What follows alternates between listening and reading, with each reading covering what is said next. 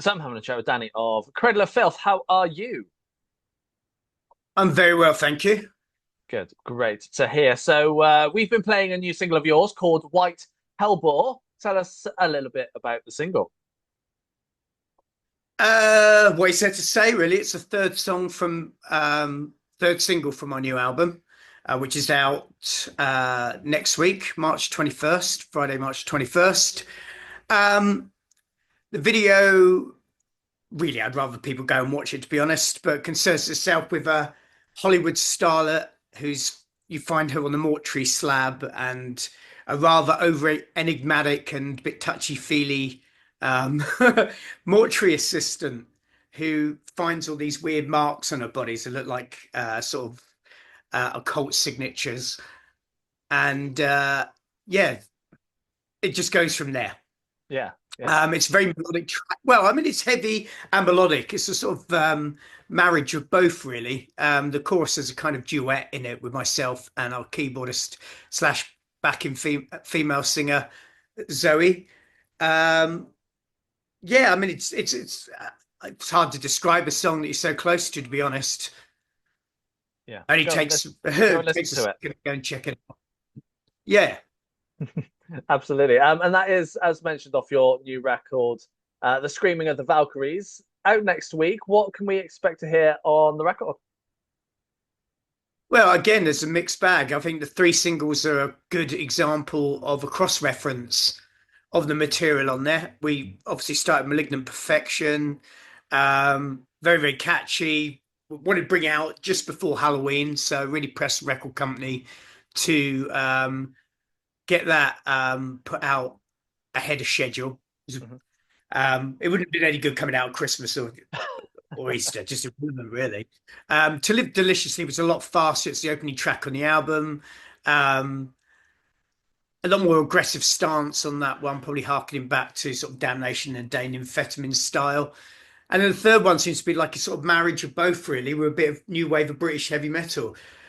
The more intricate, faster songs obviously wouldn't be singles because they're sort of hovering around a 7, 8 minute mark. Mhm.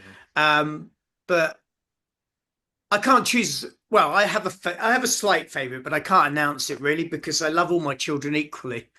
And yeah, I mean it's a very mixed album. It has a lot of different material on it, but again, go and check it out. It's hard to describe. I won't do myself any favors. No, no, you've answered it well enough. But the sound that you made with this record, is it the sound that you wanted, or is it just how it turned out in the studio?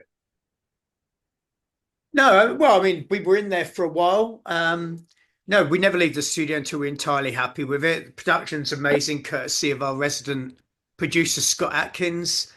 Um, no, it's exactly as we intended it to be. Obviously, not from the first inception of the songs. In embryonic stages, they probably sounded completely different, the majority of them at least. So we just whittle away at that through the writing process and polish it off in the studio. Nice. And I'm sure you wrote more than what made it onto this record. What happens to those now? Do you consider them again next time round, or do you think it's a case of bin them off and you'll start again? Well, the thing is, usually we write just about the right amount because we've steered the ship on the way. We've had the producer involved. And then it avoids us getting stuck with, working on stuff we just don't need to be doing. Um, that being said, normally we're asked to do special edition tracks, and this time our modus operandi was really just to write an album of very, very catchy material, whether it's extreme metal or not, and dispense with bonus material, remix demos for Timbuktu and stuff like that. The last record we had, I think it was 16 minutes extra special edition tracks, which were original material, amazing songs. Um, and we didn't want to put them forward to the next record because we wanted to kind of, start afresh with that. And subsequently, we had people going, "I love the record. It's amazing." But my only drawback, I think, would be that it's two songs too long. And it was like, well, there we go. That's why you bought the special edition.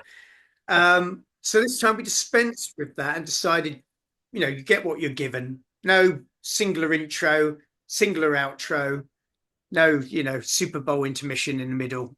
Just just does what it says on the tin, Mm. as the glory days. Yeah, yeah, absolutely. And when it comes to writing, for you, how do tracks normally start off? Just with semblances of ideas. You usually fill a Dropbox up with everybody contributing to that, and then yeah, we just take it from there. Really, see which songs to develop. Other people, as on this record with uh, Dougal, oh sorry, Daniel Firth, our bass player, he would submit whole tracks, and a couple of them didn't really change that much, to be honest. But normally it's just building as we go along, getting together when we can, because we're a bit of a universal band based in America, Czech Republic, and Britain. Mm. And yeah, I mean it's a lengthy process, so eventually it just falls into shape, gets buffered into shape. Yeah, and Buffered, 14 I said, record not and 14 records in now. How has the music evolved? How have you evolved over those, what, over 30 years now? well. I mean, the music's evident if you go and listen to it. It's hard to say how it's developed.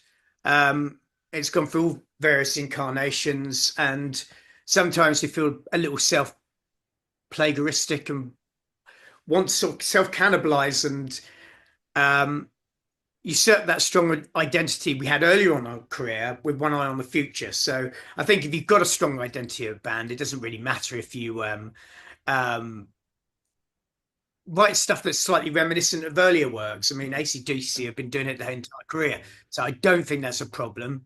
Um, as in the personal thing, although I do feel I'm a bit of a Peter Pan, I do feel I don't feel my age, put it that way, and I just surround myself with everything that I love. Over the years, we've honed lots of different things, including people that are around the band. We must have like a periphery of about 50 people, including crew, management, lawyer, accountant, our merch companies, whatever, designers and what have you. And we dispense with the weirdos. We built a family, and that's exactly what it's like. When you get to a certain stage, you feel more comfortable going out on tour than you do when you were young, because you've clocked it. You know all the tricks of the trade. You know when to go to bed. You know how your body clock works. You know what works for the band.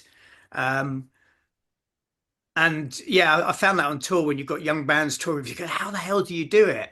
And you're thinking, well, because, it's a tried and tested formula.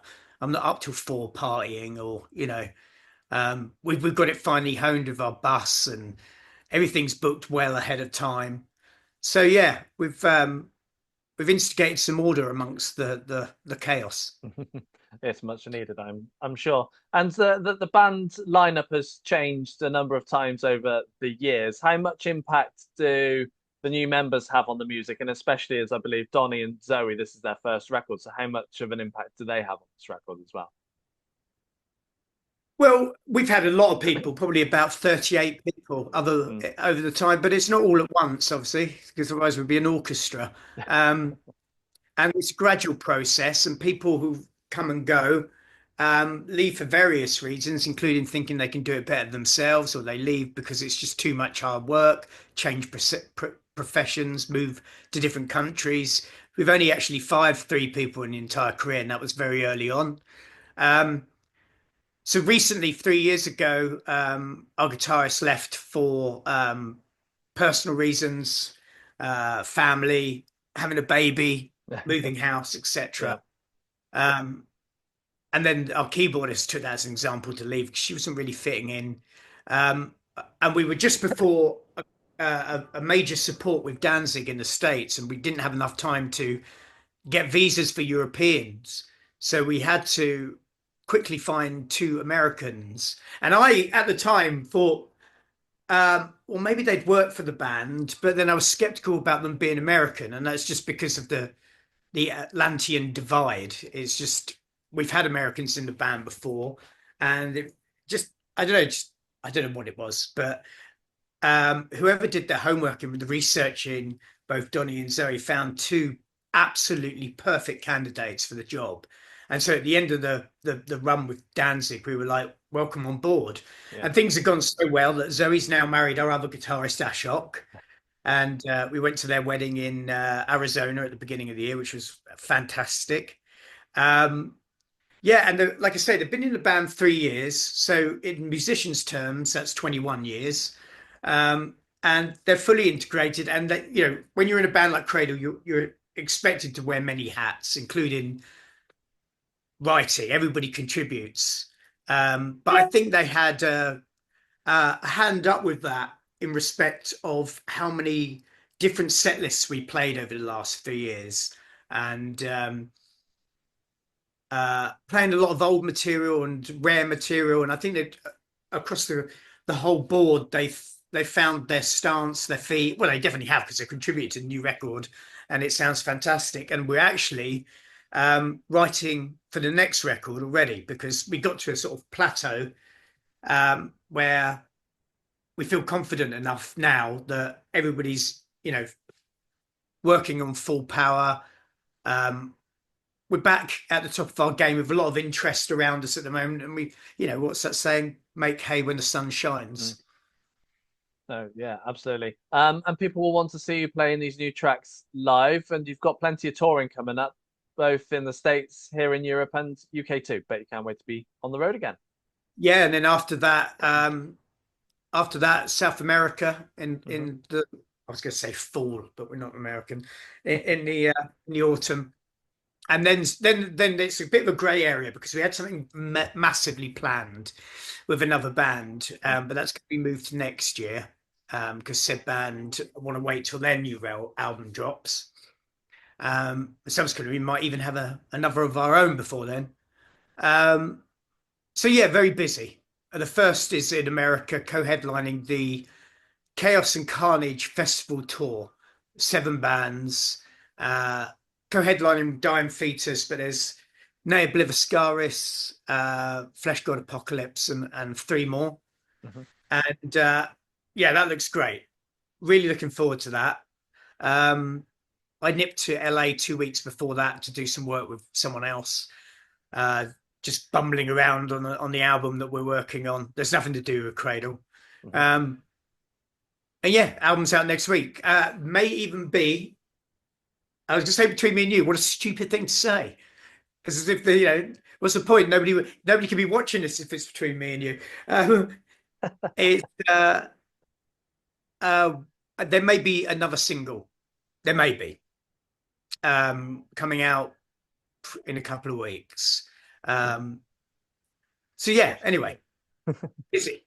Yeah, yeah, sounds it. Is there anywhere you've not been to yet, touring wise, that you want to get to at some point? Well, of all the years we've toured, we've never been to China because they've never let us in for some strange reason. We were supposed to go there last year and literally jumped through all the hoops. Had the video, a whole rehearsal. Every song that you were going to play in China, you have to video and send it Hmm. to them. And they all seemed very fine and good. And then they at the last minute decided no. Oh. It's very weird. Um, as I don't think it's a religious thing because we've toured a lot of places. We've never been placarded or billed. There was flecks of it in Russia one time, and we were running parallel with Cannibal Corpse. Except I think Cannibal were doing a bit more shows than us. We were doing 19. We played everywhere. Well, anyway, subsequently, a lot of those got cancelled for Cannibal because this religious group, God's Will, decided to rock up and ruin their shows. And we had one cancelled because the promoter was so worried that they might turn up, he cancelled the show himself. And then we played some weird little. Well, we didn't even play. He put it in like a secret underground, trying to avoid uh, any confrontation. Mm. And we walked in there and went, no, the drum kit's bigger than the stage. So we ended up just having a translator and doing like a Q&A and a little bit of a shindig with the fans. But yeah, I don't know why we never got to China. Mystery to me. And we've never been to South Africa, but literally everywhere else bar Iceland and Antarctica as well. If you can do it. I think Metallica did it. Yeah, I think that's the only one from memory, I think. Yeah, And with those 14 records now, how straightforward is it to put your set list together? impossible. I think we've got like as part of this co-headline, an hour, and we've got to play new songs, uh, fan favorites, the ones you have to play. Mhm. You always throw an odd song in that we haven't played in before, just keep people on their toes. They like that. Um, and classic. I mean, it's impossible. It was impossible before. Yeah. A drummer would just write a set list, and you look at it and go, "Okay, let me just point out this is 3 days long." You know what I mean, they go, "Oh yeah, yeah, but I thought we could just sort of, chip away at it." Um, yeah, it gets more increasingly difficult, and I should imagine more increasingly frustrating for fans. Um, I mean, I know they love the songs they want to hear, but they want us to keep going. And we Mm. do play for like an hour 40, hour 45 most nights, but subsequently not on touring festivals. You'll have to do a residency soon where you do the same venue three Absolutely. nights in Yeah, a row. we'll just play everything 4 times as fast, get it in. Absolutely. Danny, it's been a pleasure having a chat with you. Cheers. Thanks, Jim. Thanks so Hope you have much. a nice day. Good weekend at all.